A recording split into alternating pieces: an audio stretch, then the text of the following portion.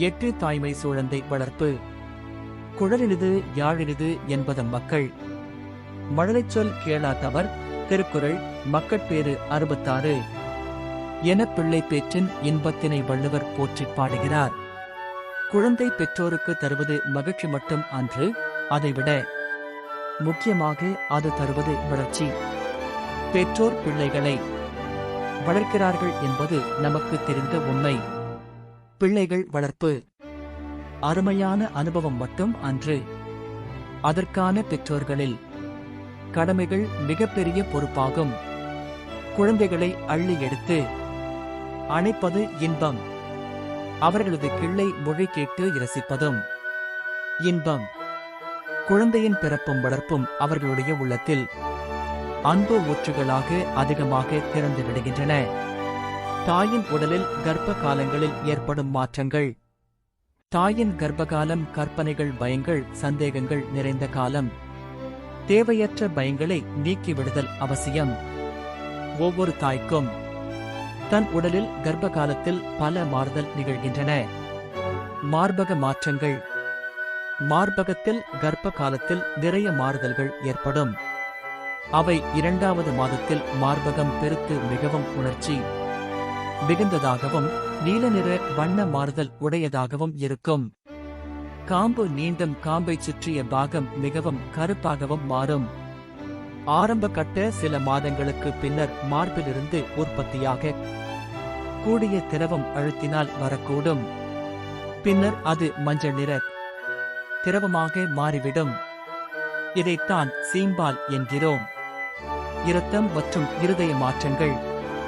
கர்ப்ப காலத்தில் உடலில் மொத்த இரத்த கொள்ளளவு 30 விழுக்காடு அதிகரிக்கும். இருதய இரத்த வெளியேற்றம் கர்ப்ப காலத்தில் அதிகரித்துவிடும். ஒரு நிமிடத்திற்கு 6 லிட்டராயிருக்கும்.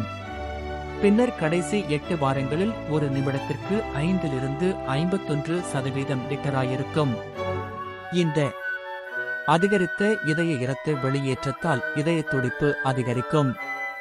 சாதாரணமாக ஒரு நிமிடத்திற்கு 15 - 20 நாடி துடிப்புகள் அதிகமாக இருக்கும். அதேபோல இரத்த அழுத்தமும் கர்ப்ப காலத்தில் சிறிது அதிகமாக இருக்கும். ஒவ்வொரு கர்ப்பவதிக்கும் குழந்தை பெற்றெடுக்கும் உரிமையுண்டு. அதேபோல் ஒவ்வொரு குழந்தையும் இவ்வுலகில் பிறக்க உரிமையுண்டு. கட்டாய கருச்சிதைவு நடைபெறப் போகும் தகவல்களை அறிந்து அந்த கருக்கொலை நடைபெறாமல் தடுத்து நிறுத்த வேண்டும். மழலையை பெற்றெடுக்கச் செய்ய வேண்டும். மருத்துவ உதவி, பொருளாதார உதவி, அனைத்திற்கும் மேலாக அன்புறவு கொடுக்கப்பட வேண்டும். ஆதரிக்க வேண்டும். அன்புள்ளங்களிலிருந்து மட்டுமே பிறக்கக்கூடிய உயரிய சேவை, மகிழ்ச்சிக்காக, அன்பிற்காக, இறையன்பிற்காக ஒவ்வொரு குடும்பமும் ஒரு குழந்தையை பெற உரிமையுள்ளதாயிருக்கிறது. ஒவ்வொரு குழந்தையும் பெருமையின் சின்னங்கள், மகிழ்ச்சியின் அடையாளங்கள். பிறவாத குழந்தையின் உயிரை போக்கினால் திருச்சபையிலிருந்து அவர்களை வெளியேற்ற வேண்டுமென்று திருச்சபை சட்டம் எண் 1398 கூறுகிறது. கர்ப்ப காலமும் உடல் எடையும். சராசரியாக எடை 5 - 9 கிலோ வரை அதிகமாகும். எடை கூடுதல் கர்ப்பத்தின் முதிர்வை பொறுத்து மாறுபடும். முதல் 3 மாதங்களில் வாந்தியும் பசியின்மையும் இருந்தால் கணிசமான எடை கூடுதல் இருக்காது. கர்ப்ப காலத்தின் 2ஆம் கட்டத்தில் ஒரு வாரத்திற்கு அரை கிலோ எடை கூடி மொத்தமாக 3½ முதல் 5½ கிலோ வரை எடை கூடும். கடைசி 3 மாதங்களில் 3½ முதல் 4½ கிலோ வரை எடை கூடும். மேலும் மகப்பேறுக்கு முன் அரை கிலோவிலிருந்து 1½ கிலோ வரை எடை குறையும். கர்ப்ப காலத்தின் எடை கூடுதல் கருவின் எடையை பொறுத்து இருக்கும்.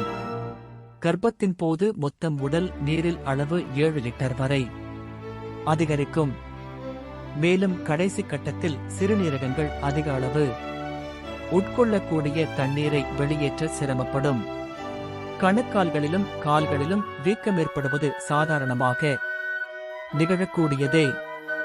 இது சாதாரணமாக மாலை நேரங்களில் ஏற்பட்டு சில மணி நேரங்கள் ஓய்வு எடுத்தால் மறைந்துவிடும். இது கால்களில் இருக்கும் இரத்த சிரைகளில் ஏற்படும் அதிக அழுத்தத்தின் காரணமாக ஏற்படக்கூடியதாகும். செரிமான செயல்பாடுகளில் மாறுதல்கள். அதிகபட்சமான பெண்கள் வாந்தி வருவதைப் போன்ற உணர்வு, அஜீரணம், மலச்சிக்கல் போன்றவை இருப்பதாகச் சொல்வார்கள். குடல் அசைவுகள் குறைதல், குடல் சுரப்பு நீர்கள் சுரத்தலின் அளவு குறைதல், கல்லீரல் செயல்திறனில் மாறுபாடு போன்றவை இருக்கும். பசியும் உணவுப் பழக்கங்களிலும் மாறுபாடு இருக்கும். சில உணவுப் பொருட்களின் மீது விருப்பமும் அதிகம். நெஞ்செரிச்சல், வயிற்று அமிலம் மேல் நோக்கி வருவதால் ஏற்படும். காலை நேரம். கர்ப்பத்தின் ஆரம்ப வாரங்களில் வாந்தி வரும் உணர்வு, மேலும் வாந்தி போன்றவை இயல்பாக நிகழக்கூடும். இதைத்தான் காலை நோய் என்போம். இது 4 to 6 வாரத்திற்குள்ளாக ஆரம்பித்து 16வது வாரம் வரை தொடரும். சாதாரணமாக இது காலை வேளையில் சில மணி நேரங்கள் இருந்துவிட்டு நாளின் பிற்பகுதியில் குறைந்து மறைந்துவிடும். சில பேருக்குத்தான் முழுவதும் இந்நோய் இருக்கும். வாந்தி வரும் உணர்வுதான் வாந்தியை விட அதிகமாக இருக்கும். சிலர் அடிக்கடி சிறுநீர் கழித்துக் கொண்டே இருப்பார்கள். ஏனென்றால் வளரும் கர்ப்பப்பை சிறுநீர்ப்பையை அழுத்துவதால் ஏற்படக்கூடும். பிறப்புறுப்புகளின் மாறுதல். 2ஆம் கட்ட கர்ப்ப காலத்தில் காலை நோய், அதிக எச்சில் ஊறுதல், அடிக்கடி சிறுநீர் கழித்தல் போன்றவை மறைந்துவிடும்.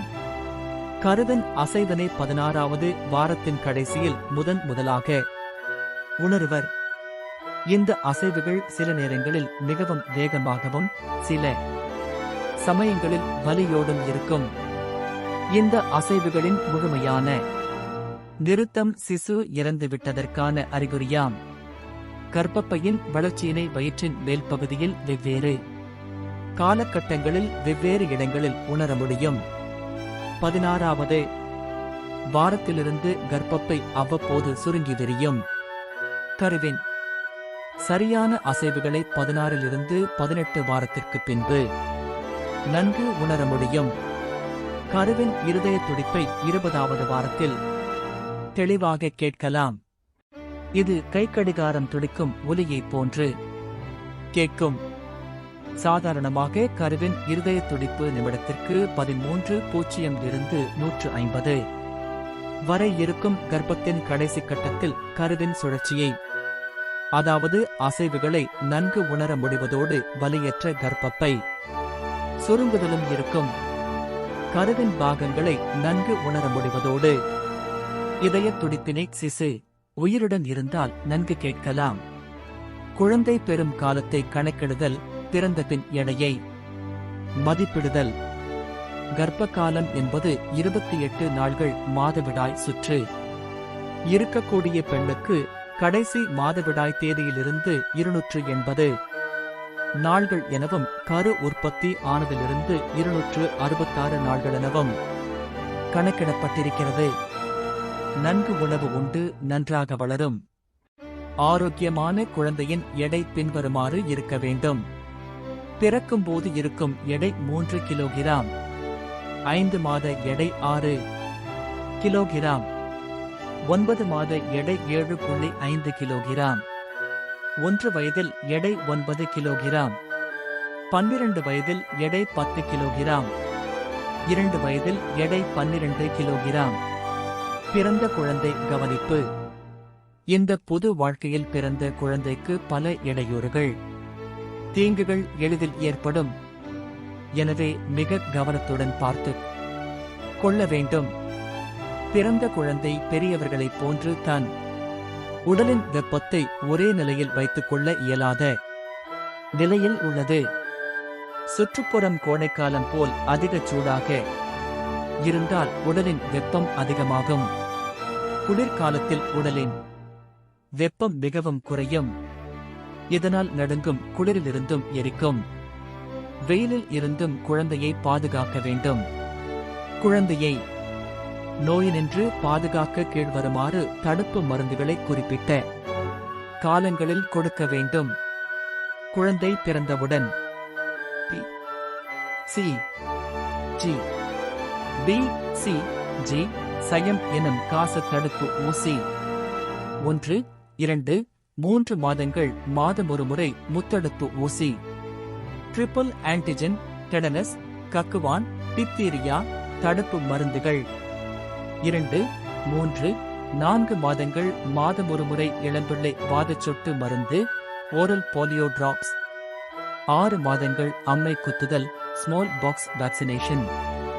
9, 12 மாதங்கள் சின்ன அம்மை தடுப்பூசி மீசல்ஸ் மம்ஸ் சிங்கிள் டோஸ்.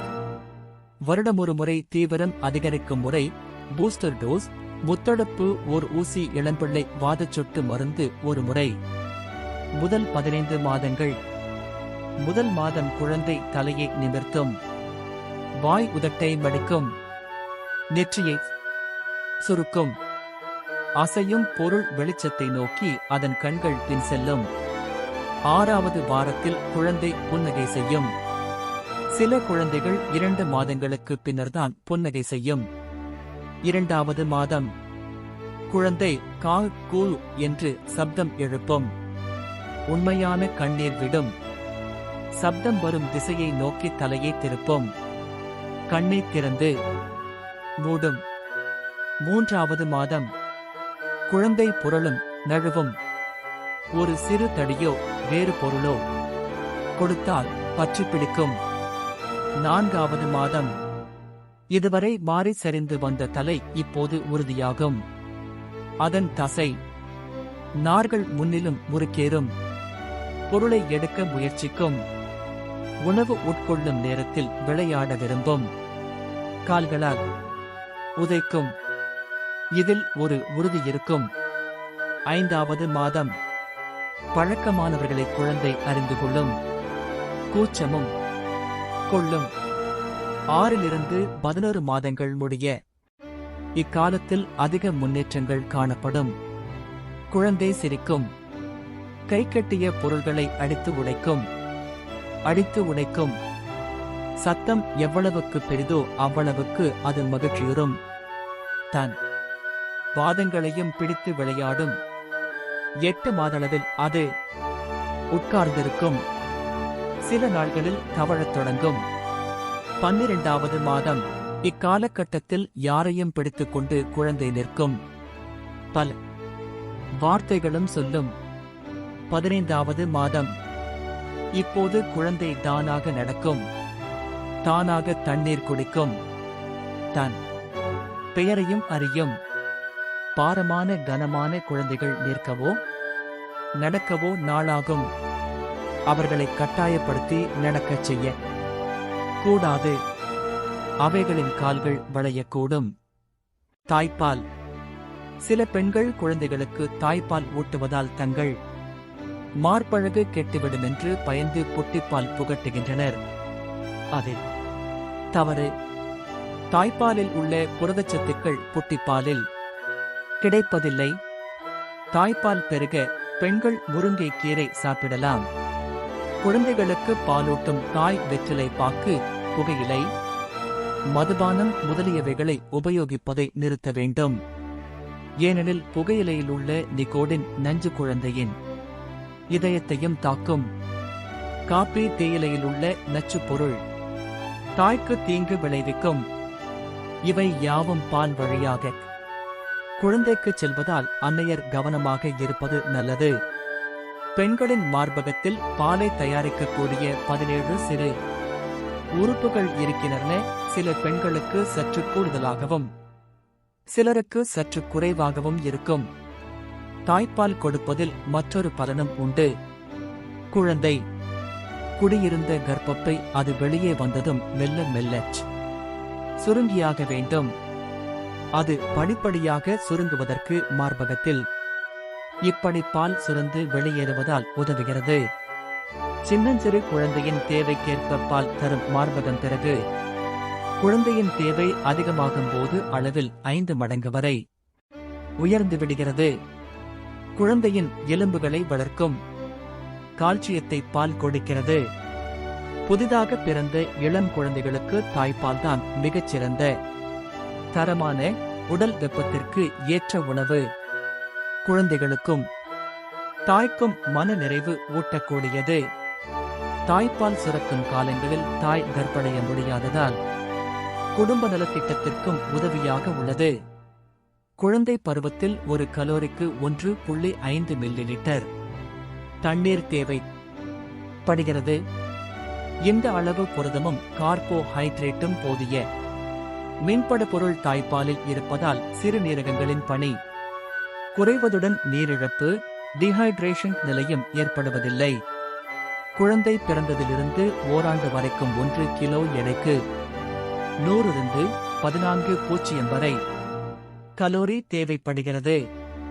தாய்ப்பாலில் இருக்கும் 100 மில்லி லிட்டரில் 1.25 கிராம் புரதமும் 70 கலோரிகளும் குழந்தையின் முதல் 6 மாதங்களுக்கு போதுமானவை. குழந்தை பிறந்து ஒரு சில மணி நேரங்களில் சுரக்கப் பெறும் தாய்ப்பால் சீம்பால் கொலோஸ்ட்ரம்ஸ் எனப்படுகிறது. இதில் கொழுப்பு சத்து குறைந்தும் புரதம் மிகுதியாகவும் உடலை பாதுகாக்கக்கூடிய எதிர்மியங்களும் ஆன்டிபாடிஸ் துத்தநாகமும் ஜைன் வைட்டமின் ஏயும் அதிகமாக உள்ளன. இவை கல்லீரலில் சேமிக்கப்பெற்ற தடுப்பாற்றல் புரதங்களாக மாறி குழந்தைகளுக்கு நோய் எதிர்ப்பு சக்தியை அதிகரிக்கிறது.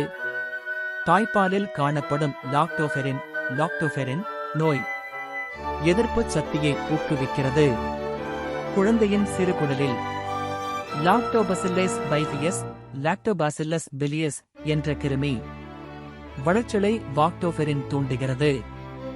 இது சிறுகுடலின் நச்சு கிருமிகளை அழிப்பதுடன் சர்க்கரை செரிமானமடைய உதவுகிறது. தாய்ப்பாலில் உள்ள கேசினின் குறைந்த புரதம் செரிமானத்தை அதிகப்படுத்தி மலச்சிக்கலை தவிர்க்கிறது. கொழுப்பு அமிலம் லினோயிக் தாய்ப்பாலில் இருப்பதால் உலர் சருமம் மற்றும் தோலுறுதல் விரலிடை புண்கள் தவிர்க்கப் பெறுகின்றன.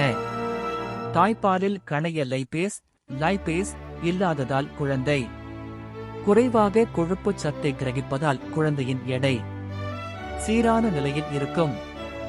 தாய்ப்பாலில் உள்ள தடுப்பாற்றல் புரதங்களான எதிர்மியங்களை குறிப்பாக IgA குழந்தைக்கு வயிற்றுப்போக்கையும் நுரையீரல் தொடர்பான நோய்களையும் தடுக்கிறது.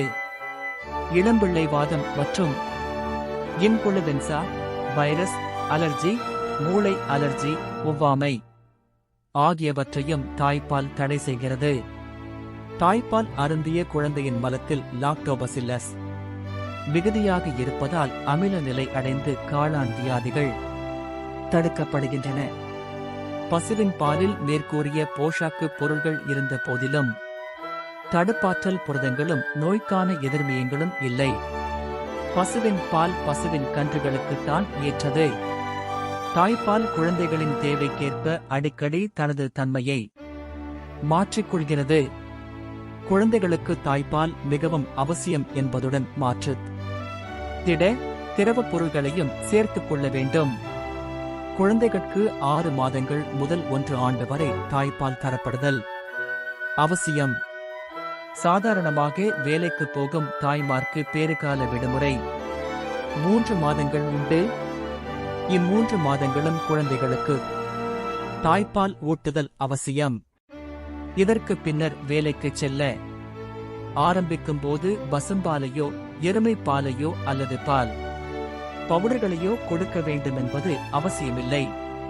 தாய் அலுவலகத்தில் இருக்கும்போது தாய்ப்பால் ஊட்டுவது முக்கிய பிரச்சினைதான். ஆனால் எதற்கும் மனம் இருந்தால் மார்க்கம் உண்டு. தாய்ப்பால் தான் தன் குழந்தைக்கு அளிக்க வேண்டுமென ஒரு தாய் தீர்மானித்துவிட்டால் அலுவலகம் போகுமுன் தன் மார்பக பாலினை கையால் பீச்சி அதனை ஒரு சுத்தமான பாத்திரத்தில் சேகரித்து குளிர்பதன பெட்டியில் வைக்கப்படாத பாலினை ஓரிரு மணி நேரத்திற்குள்ளாக உபயோகப்படுத்தல் வேண்டும். அலுவலகத்திற்கு சென்று வரும் தாய்மார்கள் செல்லும் போதும் வந்த பின்பும் பாலூட்டுவதில் கெடுதல் ஏதுமில்லை. இடைப்பட்ட நேரத்தில் பாலூட்டுவது விட்டுவிட்டால் பால் புளித்துவிடும் என்பதெல்லாம் உண்மையல்ல. குழந்தை பால் குடித்தவுடன் சுகமாக தூங்கினாலோ ஆரோக்கியமாக இருந்தாலோ சுறுசுறுப்பாகவும் விளையாட்டுத் தன்மையுடன் இருந்தாலோ குழந்தையின் எடை கூடினாலோ குழந்தைக்கு தேவையான பால் கிடைக்கிறது எனக் கொள்ளலாம். குழந்தைகளுக்கான தடுப்பூசி. முதல் வாரத்தில் பிசிஜி எனும் காச நோய் தடுப்பூசியும், மஞ்சள் காமாலை பி வகை தடுப்பூசியும், இளம்பிள்ளை வாதச் சொட்டு மருந்தையும் போட வேண்டும். சாதாரணமாக பிசிஜி தடுப்பூசி போட்ட 4 - 6 வாரங்கள் கழித்துத்தான் கொப்புளம் ஏற்பட்டு அது உடைந்து வடுவாக மாறும். இத்தடுப்பூசி உறுதியாக மூளையை பாதிக்கக்கூடிய காச நோயினை தடுத்துவிடும். அடம் பிடிக்கும் குழந்தைகள், அன்பும் அரவணைப்பும்.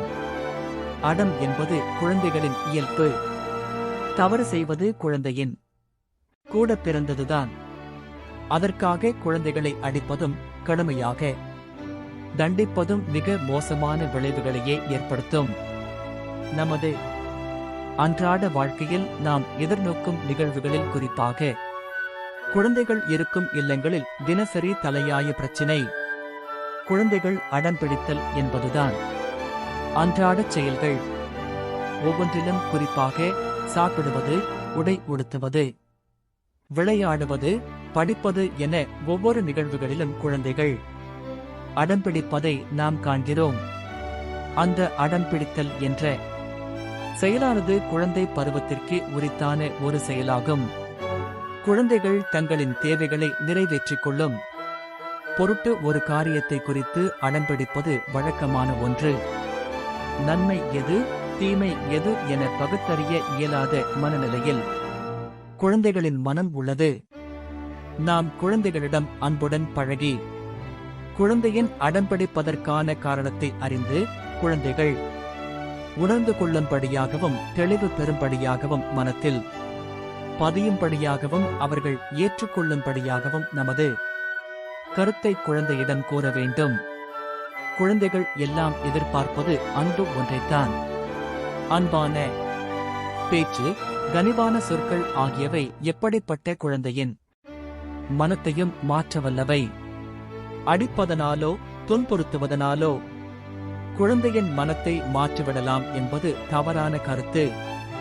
அடிப்பது என்பது தற்காலிகமாக ஒரு தீர்வினை தந்தாலும் அது சிறு வயது மனங்களில் ஆறாத வடுவினை ஏற்படுத்திவிடும். அடம் பிடித்தல் என்பதற்கும் தவறு செய்தல் என்பதற்கும் நிறைய வேறுபாடு உண்டு.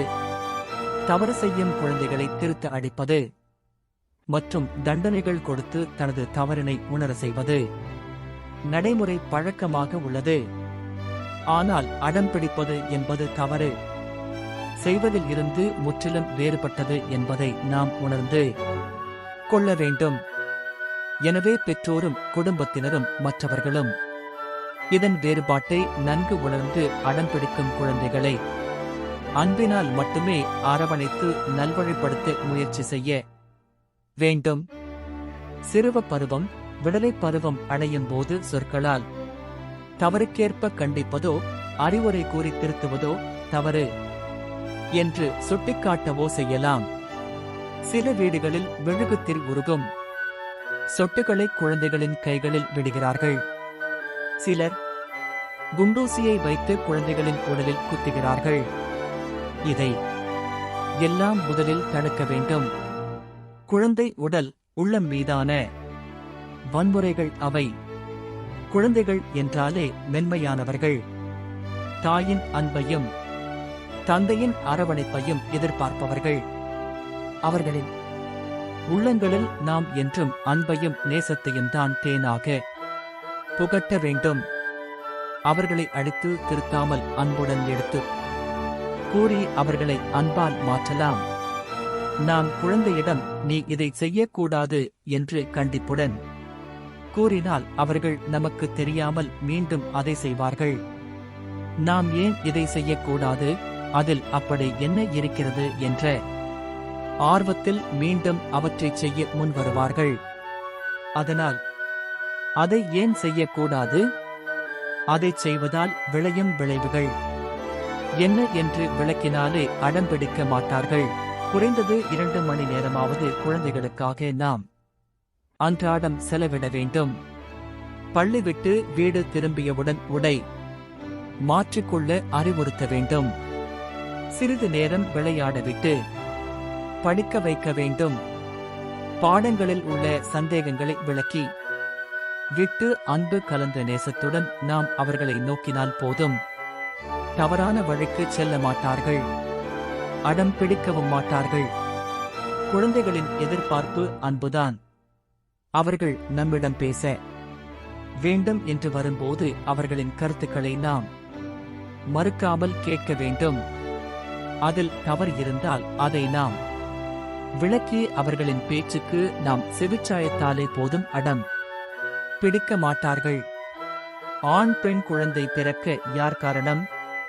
சில குடும்பங்களில் இவளுக்கு பெண் குழந்தைத்தான் பெறத் தெரியுமா, ஆண் குழந்தை பெறமாட்டாளா என்று வினோதமான கேள்விக்கணையை தொடுக்கிறார்கள் மாமிகளாக இருக்கும் பெண்கள்.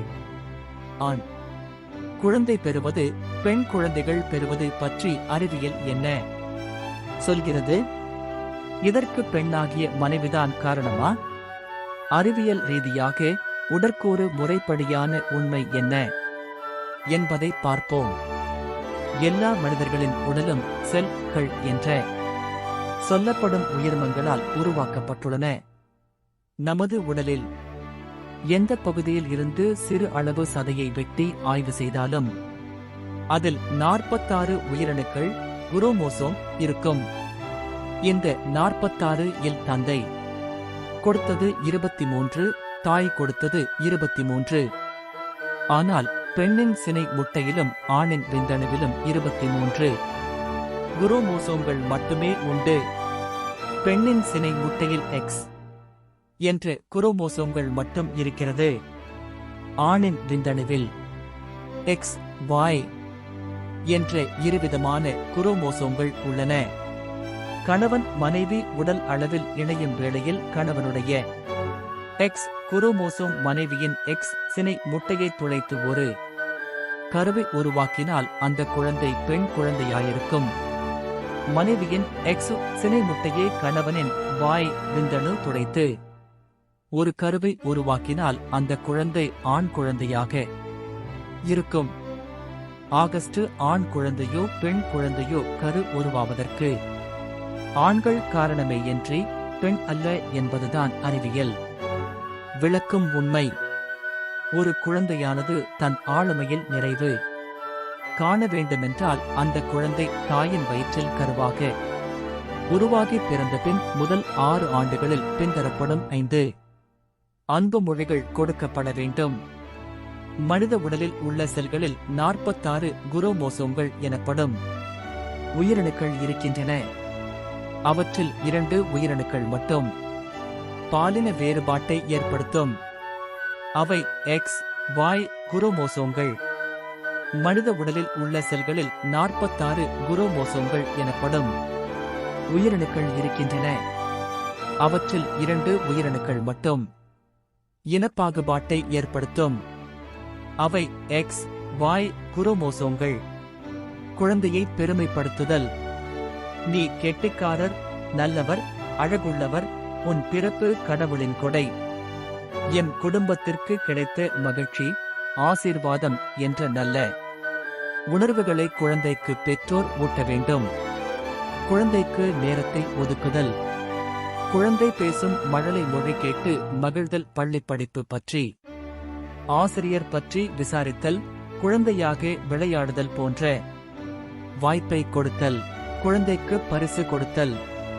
பிறந்த நாள், பெயர் சூட்டு விழா, தேர்வில் அல்லது விளையாட்டில் வெற்றி பெற்றதை போற்றுதல் போன்ற நேரங்களில் குழந்தைக்கு பரிசு வழங்கி உற்சாகப்படுத்துதல். குழந்தைக்காக உழைத்தல். முத்தம் கொடுத்தல், மார்போடு கட்டி அரவணைத்தல், தூக்கிச் செல்லுதல், மடியில் வைத்து அணைத்தல் போன்ற பாச உணர்வுகளை வெளிப்படுத்துதல். இத்தகைய அன்பு மொழிகள் குழந்தையின் 6 வயதிற்குள் ஓரளவு கொடுக்கப்பட்டால் அந்த குழந்தை அன்பு, பாசம், ஆதரவு, அங்கீகாரம், மதிப்பு, பாதுகாப்பு பெற்றதாக உணரும். இல்லையேல் பயம், பகைமை, வெட்கம், அவமானம், சோர்வு, குற்றப்பழி உணர்வு, தாழ்வு மனம், கவலை, மன்னிக்கும் மனமில்லாமை போன்றவை வெளிப்படும். ஒரு சில தேவையான செயல்பாடுகள். கருவுற்ற தாய்மார்களை உடல் நலம், சத்தான உணவு போன்ற நலவாழ்வு சூழலில் பராமரித்தல். கருவுற்ற தாய்மார்கள் எந்த குழந்தையையும் ஏற்றுக்கொள்ளும் மனப்பக்குவத்தை அவர்களுக்கு உருவாக்குதல். தாய்ப்பால் பற்றிய விழிப்புணர்வை ஏற்படுத்துதல். தடுப்பூசிகள் போட்டு பராமரித்தல். பாரபட்சமற்ற குழந்தை வளர்ப்பு. பெண் குழந்தைகளுக்கு சத்தான உணவும் மருத்துவ வசதியும் சிறப்பாக செய்யப்படல். பெண் குழந்தைகள் பிறரை சார்ந்து வாழாமல் தற்சார்பு முறையில் வாழ வழிகாட்டுதல். சிறு வயதிலேயே தன்னம்பிக்கையை ஊட்டி வளர்த்தல். பெண் குழந்தைகளுக்கு உயர்கல்வி அளிக்கப்படல் ஆகிய பேணும் வழிகளாகின்றன. யதார்த்தமான உண்மைகள். 2001 கணக்கெடுப்பின்படி இந்தியாவில் முதல் 6 வயதுடைய குழந்தைகளின் விகிதம் 1927. சத்துணவின்றி ஆண்டுக்கு 15 இலட்சம் பெண் குழந்தைகள் ஒரு வயதுக்குள் இறக்கின்றனர். 3 வயதிற்குட்பட்ட பெண் குழந்தைகளில் 72% குழந்தைகள் ஊட்டச்சத்து குறைவால் பாதிக்கப்பட்டுள்ளனர். கருவுற்றிருக்கும் தாய்க்கு போதிய ஊட்டச்சத்து இல்லாமையால் மூளை வளர்ச்சி பாதிக்கப்பட்ட குழந்தைகள் 60% பேர். ஆண்டுக்கு 12 மில்லியன் பெண் குழந்தைகள் பிறக்கின்றன. அதில் 1.5 மில்லியன் பெண் குழந்தைகள் முதல் பிறந்த நாளை பார்க்காமல் இறக்கின்றன. 5 வயதிற்குள் 8,50,000 பெண் குழந்தைகள் இறந்து விடுகின்றன. சிசு கொலை, கருக்கலைப்பு, சத்துணவு குறைவால் ஆகியவற்றால் 10 கோடி பெண்களை இழந்துள்ளோம் என்கிறார் அமர்த்தியா சென். பெரும்பகுதி பெண் குழந்தைகள் 5ஆம் வகுப்புடன் படிப்பை நிறுத்துகின்றனர். 14% பேர் பள்ளி இறுதிப் படிப்பு, 2.6% பேர் பட்டப்படிப்பு, 3.1% பேர் உயர்கல்வி கற்கின்றனர். 2002ஆம் ஆண்டிலிருந்து 2007ஆம் ஆண்டு வரை நடந்த பெண்களின் தன்மானத்திற்கு எதிரான வன்முறை குற்றங்களின் பட்டியல். வன்முறை பாலுறவு 31,777,9. பாலியல் வன்முறை 10,006. வரதட்சணை சாவு 1,261. வரதட்சணை கொடுமைக்குட்பட்டவர்கள் 1,278. காதல், கலப்பு மன எதிர்ப்பு காரணமான கொலைகள் 2,365. சட்டத்தால் தீர்க்க இயலாததாக இன்று வரை தொடரும் வரதட்சணை பெண்களின் தன்மானத்திற்கு எதிராகவும் பெண்ணின் வாழ்வுரிமைக்கு எதிராகவும் உள்ளது. தமிழகத்தில் 1994ஆம் ஆண்டு 83 வரதட்சணை சாவுகள் நிகழ்ந்துள்ளன. ஆளுமையின் வளர்ச்சி நிலைகள். உளவியல் தந்தை என அழைக்கப்படுகின்ற சிக்மண்ட் பிராய்டு என்னும் உளவியல் அறிஞர் உளவியல் ரீதியாக ஆராய்ந்து ஒரு மனிதரின் ஆளுமையானது 5 பருவங்களைக் கொண்டது என விளக்கியுள்ளார். வாய்வழி இன பருவம். முதல் 1 வயது. குழந்தை பிறந்ததிலிருந்து 1 வயது வரை வாயின் மூலம் தன் தாயிடம் பால் அருந்துவதில் இன்பம் கொள்கிறது. இது வாய்வழி இன்பப் பருவம் எனப்படும். குழந்தை பசி எடுத்தாலும் தூங்கும் என்றாலும் மலம் கழிப்பதற்கும் தன் எல்லா தேவைகளுக்கும் அது அழுகையின் மூலமே தெரிவிக்கின்றது. தன் தேவையை நிறைவு செய்பவரை அம்மா என அப்போது கண்டுகொள்கிறது. தாய் தன் குழந்தையின் தேவைகளை கவனமுடனும் அன்புடனும் அரவணைத்தும் நிறைவேற்றும் போது குழந்தையின் பாதுகாப்பு உணர்வும் வளர்கிறது. இல்லையெனில் பாதுகாப்பற்ற உணர்வை குழந்தை வளர்த்துக் கொள்கிறது. இதனால் அதற்கு தாழ்வு மனப்பான்மை உண்டாகிறது. சில குழந்தைகள் தம்மீதே வெறுப்பு கொள்வதால் பிறரிடமும் அன்பாக பழக மாட்டார்கள். இது அவர்களுடைய உறவு நிலையையும் ஆளுமையும் பாதிக்கிறது. ஆசனாவாய் இன்பப் பருவம் 1-3 வயது. ஆசனவாய் இன்பப் பருவத்தில் குழந்தைகள் சிறுநீர் கழிப்பதன் மூலமும் இன்பம் அடைவார்கள். இந்த பருவத்தில்தான் பெற்றோர்கள் குழந்தைக்கு குறித்த நேரத்தில் சிறுநீர் கழிக்கவோ மலம் கழிக்கவோ கற்றுத்தருதல் வேண்டும். இல்லையேல் குழந்தைகள் நேரம் காலம் தெரியாமல் மலஜலம் கழிப்பார்கள். இதனால் சில பெற்றோர்கள் குழந்தைகளை கண்டிப்பார்கள், அதன் காரணமாக குழந்தைகளின் ஆளுமையில் மாற்றத்தை ஏற்படுத்தும். இதனால் குழந்தைகள் பிற்காலத்தில் அதிக சுத்தமாகவோ அல்லது சுத்தமின்றியோ இருப்பார்கள்.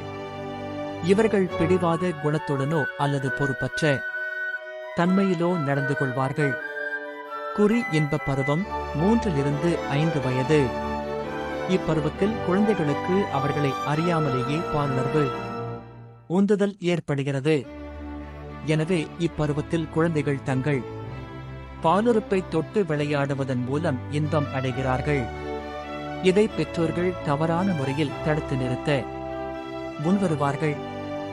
அதாவது அவர்கள் தங்கள் குழந்தைகள் அவ்வாறு செய்யும் பொழுது கையில் அடிப்பதும் அல்லது அதற்காக அக்குழந்தைகளை சினத்துடன் திட்டுவது போன்ற செயலை செய்கின்றார்கள். அப்படி செய்வதால் ஏதோ அது தவறான செயல் என்ற எண்ணம் அக்குழந்தைக்கு ஏற்பட்டு பிற்காலத்தில் அவர்கள் பெரியவர்களாக ஆனபோதும் இதே எண்ணத்தை மனத்தில் வைத்துக்கொண்டு பால் இன்பத்தை தவறான மறைவான வழியில் அடைய முற்படுவார்கள். எடுத்துக்காட்டாக சுய இன்பம் செய்தல் அல்லது பால் இன்பம் அடையும் செயலே தவறானது போன்ற எண்ணம் ஏற்படும். இத்தகைய மனநிலை பிற்காலத்தில் அவர்களை அதிகம் பாதிக்கலாம். எனவே பெற்றோர்கள் இச்செயலை கடுமையாக தடை செய்யாமல் அக்குழந்தைகளுடைய கவனத்தை திசை திருப்பும்படி அவர்களுக்கு உள்ளாடை அணிவித்தல் அல்லது விளையாடுவதற்கு ஏதேனும் பொம்மைகளை அவர்கள் கையில் கொடுத்து அதனுடன் அவர்களை விளையாடச் செய்வது போன்ற செயலை செய்யலாம். மேலும் இப்பருவத்தில் ஆண் குழந்தைகள் தங்கள் தாயுடனே இருக்க வேண்டும், உறங்க வேண்டும் என்ற மனநிலையை அடைகின்றது. இதற்கு இடிபஸ் சிக்கல் ஓடிபஸ் காம்ப்ளெக்ஸிரியார் பெயர்.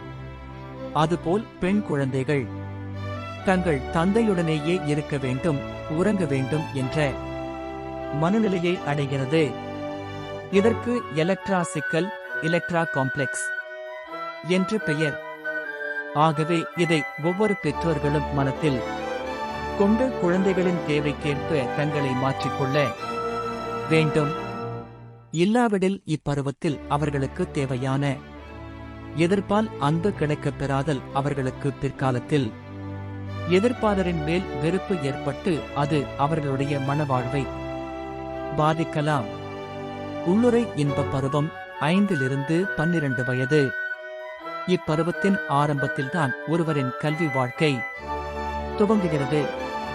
இது பாலுணர்வு மிதமாக உள்ள பருவம். குடும்பத்தில் மையம் கொண்டிருந்து உறவு பள்ளி நண்பர்களுடனும் ஆசிரியர்களுடனும் பழகுவதால் அது சமூக உறவாக மலர்கிறது. இதுவரை பெற்றோரை முன்மாதிரியாக நினைத்திருந்த குழந்தை வீட்டிற்கு வெளியில் ஆசிரியரை முன்மாதிரியாக காண்கிறது. ஒரு பாலின உணர்வு உண்டாகிறது. அதாவது ஆண் பிள்ளைகள் ஆண் பிள்ளைகளோடும் பெண் பிள்ளைகள் பெண் பிள்ளைகளோடும் சேர்ந்து பழகுகின்றனர். ஆசிரியர்கள், தோழர்கள், உறவினர்கள், நண்பர்கள் முதலியோரிடம் பழகுவதால் குடும்பத்தில் ஏற்கனவே கற்ற பழக்கங்கள் மாறுகின்றன. சில பழக்கங்கள் தீவிரமடைகின்றன. மேலும் புதிய திறமைகள் உருவாகும் வாய்ப்பும் குழந்தைகளுக்கு கிடைக்கிறது. குழு விளையாட்டுகளில் ஈடுபடுவதால் குழந்தைகள் பிறருடைய இன்ப துன்பங்களை பகிர்ந்து கொள்ளுதல், தோல்விகளை சமாளிக்கும் திறன் முதலியவற்றை கற்கின்றனர்.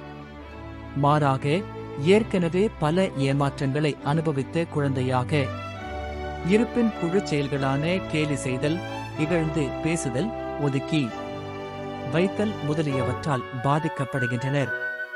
இதனால் தாழ்வு மனப்பான்மை, சீற்றம், விரக்தி போன்ற ஆளுமை குறைபாடுகள் ஏற்படுகின்றன. பால் இன்ப பருவம் 13-20 வயது.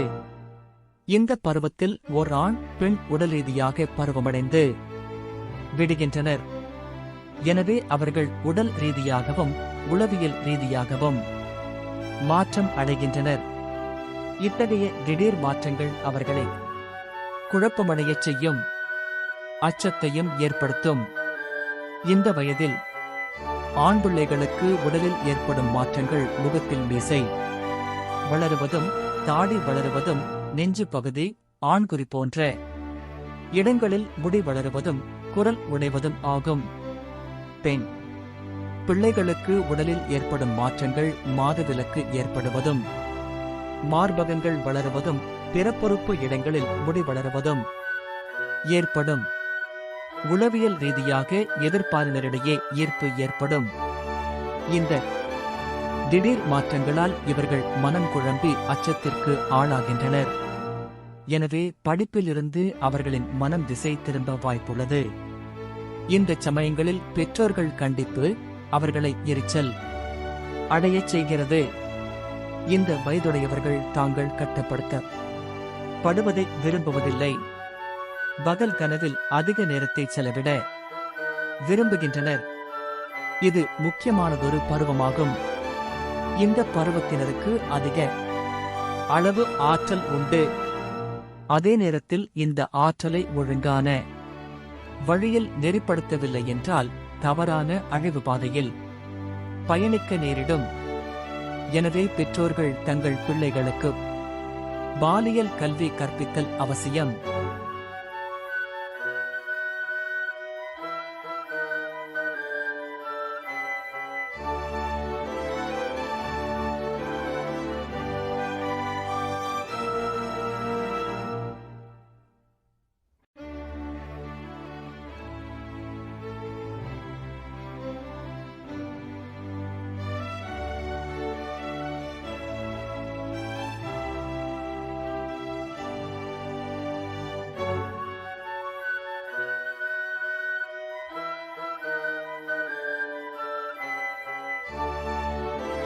இதனால் குழந்தைகள் தங்களிடம் ஏற்படும் மாற்றங்களை அறிந்து தெளிவான மனத்துடன் நல்ல காரியங்களில் ஈடுபட முடியும். தங்களையே ஏற்றுக்கொள்வார்கள். பாலியல் கல்வி தகுந்த காலத்தில் தரப்படவில்லை என்றால் பின்னால் இவர்கள் தாழ்வு மனப்பான்மையையும் வளர்த்து கொள்ள நேரிடும். தத்தெடுத்தல் இந்த பூமியில் வசிக்கும் உயிரினங்களில் மனிதர்களுக்கு மட்டுமே உரிய சில சிறப்பான பண்புகள் இருக்கின்றன. சிரிக்கத் தெரிந்த ஒரே உயிரினம் மனித இனம் மட்டும்தான்.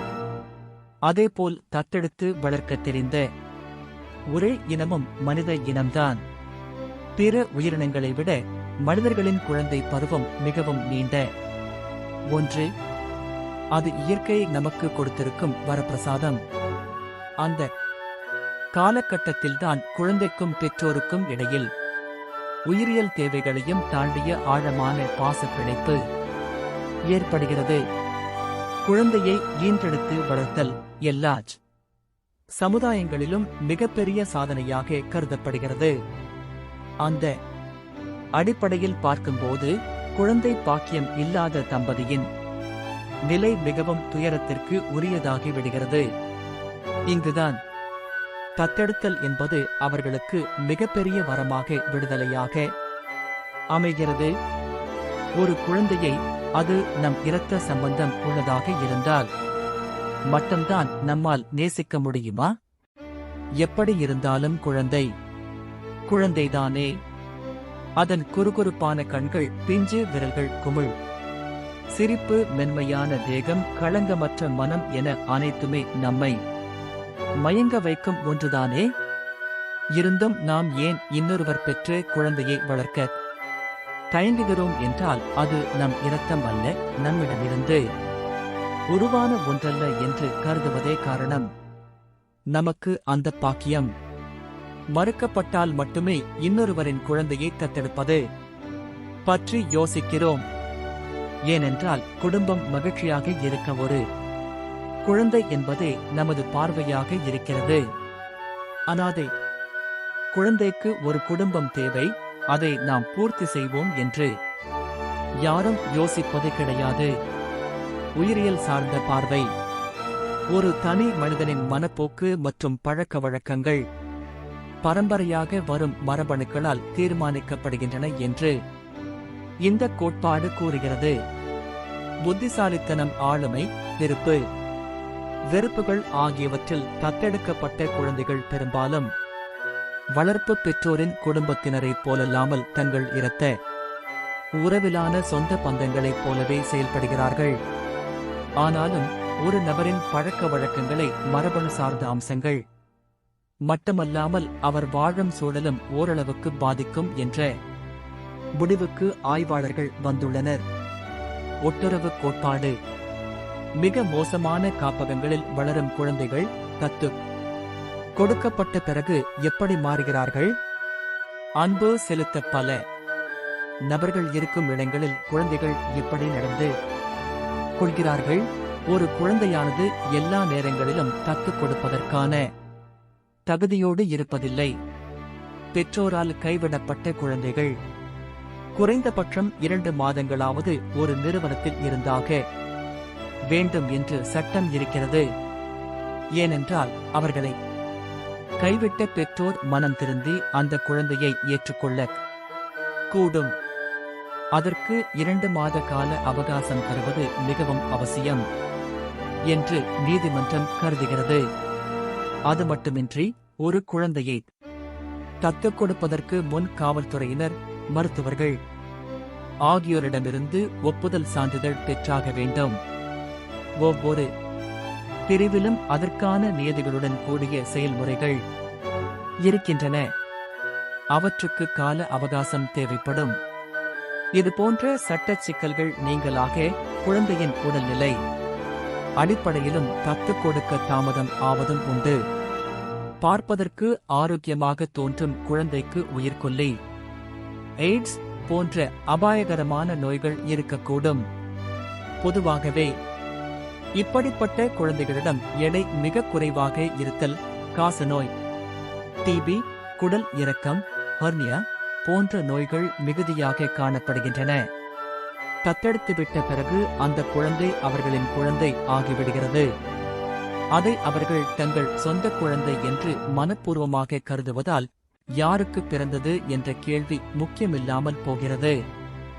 யாரால், எப்படி, எங்கு வளர்க்கப்படுகிறது என்பதே ஒருவருடைய வாழ்க்கையை தீர்மானிக்கிறது என்று நம்ப ஆரம்பிக்கிறார்கள். ஒரு குழந்தையை தத்தெடுப்பதுதான் நமக்கு விதிக்கப்பட்டது என்று சோர்ந்திருந்த அவர்களின் மனம் கூட குழந்தை வந்த பின்பு புத்துணர்ச்சி பெற்று உற்சாகம் அடைகிறது. 4ஆம் கட்டம். தம்பதியினர் எதிர்பார்த்த குழந்தை கிடைத்துவிட்டதென்றால் அந்த நிறுவனத்தினர் நீதிமன்றத்தில் மனு தாக்கல் செய்வார்கள். 6 முதல் 8 வாரங்களுக்குள் நீதிமன்றத்தில் இருந்து அனுமதி கிடைத்துவிடும்.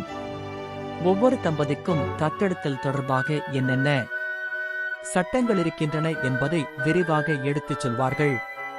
தங்களுக்கு எது பொருந்துமோ அந்த சட்டத்துக்கான விண்ணப்பத்தை தம்பதியினர் சமர்ப்பிக்க வேண்டும். நீதிமன்றம் அனுமதி தந்ததும் குழந்தையை தம்பதியினர் அழைத்து சென்று விடலாம்.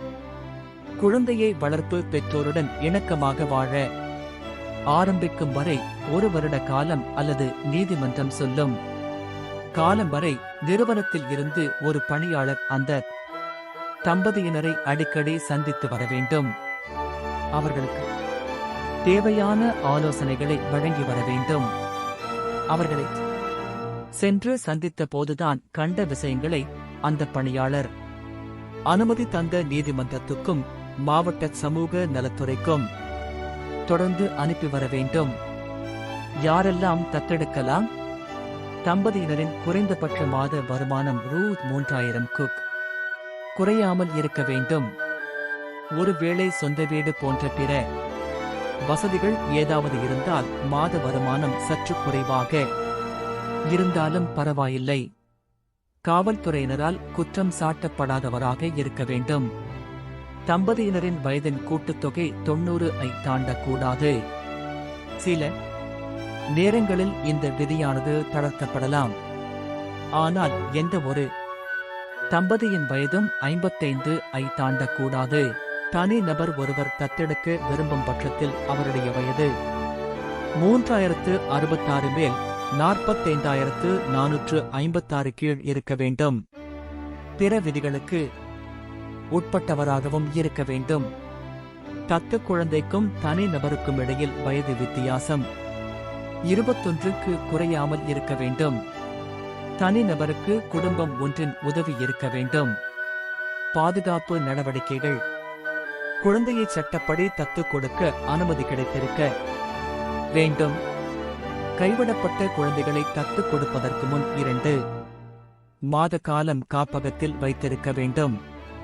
கைவிடப்பட்ட குழந்தைகளின் உண்மையான பெற்றோரை தேடி கண்டுபிடிப்பதற்கான முயற்சிகளை முழுமையாக மேற்கொள்ள வேண்டும். நிறுவனங்களில் ஏற்கனவே பதிவு செய்து வைத்திருப்பவர்களுக்கே முன்னுரிமை தர வேண்டும். அவர்களது நிறுவனத்துக்கு வந்து சேரும் குழந்தைகளின் விவரங்களை அவ்வப்போது தந்து கொண்டிருக்க வேண்டும். குழந்தையின் உடல்நிலை குறித்த மருத்துவ ஆவணங்கள் மற்றும் குழந்தையின் பின்னணி தொடர்பான அனைத்து ஆவணங்களிலும் தத்தெடுக்கப் போகிறவர்கள் கையெழுத்திட்டிருக்க வேண்டும். வளர்ப்பு பெற்றோருக்கு குழந்தையின் உடல்நிலையில் ஏதேனும் சந்தேகம் இருந்தால் அவர்களுடைய சொந்த மருத்துவரைக் கொண்டு பரிசோதித்துக் கொள்ளலாம். தத்து கட்டணத்துக்கான இரசீது கொடுக்கப்பட வேண்டும். 6 வயதுக்கு மேற்பட்ட குழந்தைகளுக்கு மாநில அரசின் சிறப்பு அனுமதி பெற்றிருக்க வேண்டும்.